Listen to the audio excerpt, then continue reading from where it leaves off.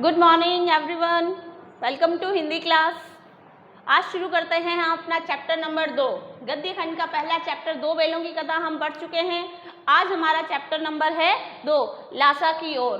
जैसा कि तस्वीर से आपको नजर आ रहा है कि यह कहीं की लेखक ने यात्रा की है और वो यात्रा वृतांत हमारे सामने प्रस्तुत किया है। ठीक है, तो यहाँ पर राहुल संस्कृताएं लेखक हैं और ये लेखक इन्होंने लासा की यात्रा की है। तो ये जो है गद्य की कौन सी विधा के अंतर्गत आता है? यात्रा वृतांत गधा के अंतर्गत विधा के अंतर्गत आता है। ठीक है, राहुल संस्कृतायन इनकी हम देखते हैं जीवन परिचय पहले कि लासा की ओर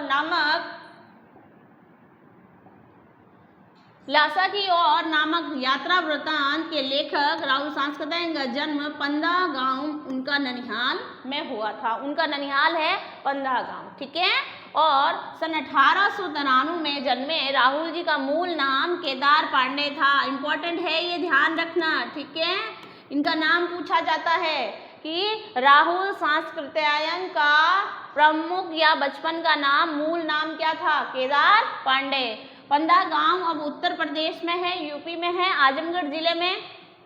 इनके पिता का नाम श्री गोवर्धन है पांडे था, जो कनेला आजमगढ़ के निवासी थे। ठीक है, और इनका बचपन अधिकतर ननिहाल में व्यतीत हुआ है।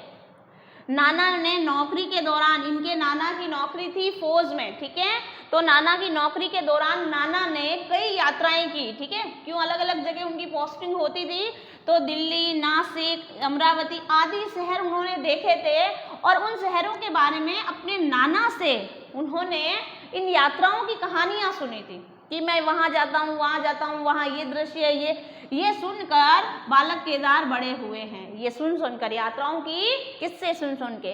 तो इन कहानियों को सुनने के दौरान ही उनके मन में विश्व भ्रमण की लालसा जागी कि मुझे भी विश्व का भ्रमण करना है, इस दुनिया को देखना है। और वहीं से इनके अंदर यात्रा की लालसा उत्पन्न हुई और तब से इन्होंने क्या किया, जो है वृतांत जो लिखने शुरू किए, यात्रा वृतांत। ठीक है, नेक्स्ट देखते हैं।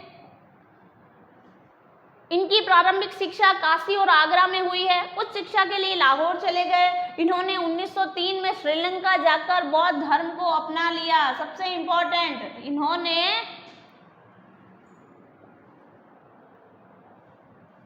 इन्होंने जो है कहाँ जाकर, श्रीलंका जाकर बौद्ध धर्म को अपना लिया। कई बार पूछा जाता है कि इन्होंने बौद्ध धर्म कब ग्रहण किया, कब अपनाया, बौद्ध धर्म से दीक्षित कब हुए? 1930 में। और कहाँ? श्रीलंका जाकर। तो इन्होंने क्या किया कि इतिहास, संस्कृत, वेद, दर्शन और अन्य भाषाओं के भी इन्होंने पांडित्य प्राप्त किया, यानी इन सबको, इन भाषाओं का इनको ज्ञान था। वे स्वदेश में ही नहीं बल्कि कई विदेशों में भी, नेपाल, कोरिया, ईरान, चीन भी घूमे हैं। और हालांकि इन यात्राओं का पूर्ण उल्लेख कम ही है और इनका देहांत जो है 1963 में राहुल जी का देहांत हो गया। लासा की ओर एक यात्रा वृतांत है जिसमें लेखक ने अपनी पहली तिब्बत यात्रा का वर्णन किया है। पहली उनकी तिब्बत यात्रा। ठीक है, और ये लासा जो है तिब्बत की राजधानी है। तो पहली तिब्बत यात्रा का वर्णन किया है जिसमें इन्होंने लासा की यात्रा की है और बहुत ही यात्रा का वर्णन जो है शानदार तरीके से किया है। फिर देखिए, थोड़ा सा पाठ का सार देखते हैं। पाठ को पूरा डिटेल से, यात्रा वृतांत, कहाँ कहाँ गए, क्या क्या घटनाएं घटी और क्या अजीबोगरीब उनके साथ घटनाएं हुई, उनका जो है यात्रा जो है वो कैसा रहा, कैसी रही, यात्रा का अनुभव कैसा रहा, ये सब हम लाइव क्लास में पढ़ेंगे। यहाँ सार देखते हैं। लासा की ओर पाठ एक यात्रा वृतांत है। इस पाठ में राहुल जी की प्रथम तिब्बत यात्रा का वर्णन किया गया है, जिसे राहुल जी ने बड़ी ही रोचक शैली में, यानी ऐसी रोचक शैली है कि पढ़ने से या सुनने से इंसान आगे, पाठक जो है बोर नहीं होता, बोरियत महसूस नहीं होती उसे। तो ऐसे शैली में लिखा है। लेखक ने उस समय के तिब्बत के जनजीवन, अब जब वहाँ की यात्रा की तो क्या क्या वर्णन किया राहुल जी ने, जनजीवन वहाँ का, वहाँ की संस्कृति, वहाँ के लोगों में बहुत ही सुंदर वर्णन मिलता है।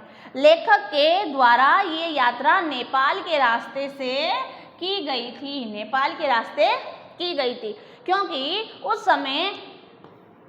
समय भारतीयों को तिब्बत में जाने की आज्ञा नहीं थी।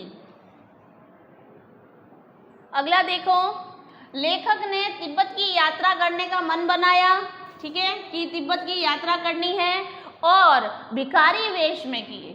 सबसे इम्पोर्टेंट बात, प्रश्न आता है कि किस वेश में जो है राहुल सांस्कृत्यायन ने तिब्बत की यात्रा की, तो भिखारी के वेश में, ठीक है, हम देखेंगे पाठ में आएगा, भिखमंगे के वेश में उन्होंने यात्रा की, अपनी यात्रा पूरी की। 1929 और 30 में यात्रा की थी और ये यात्रा तिब्बत को नज़दीक से जानने का अवसर प्रदान करती है। उन्होंने एक एक घटना को इस यात्रा वृतांत में पिरोया है। अपने लेखन के साथ न्याय करते हुए उन्होंने इस वृतांत में हर छोटे बड़े सभी तथ्यों का समावेश किया है और तथ्यों का ये ताना बाना कहानी की रोचकता को बनाए रखता है।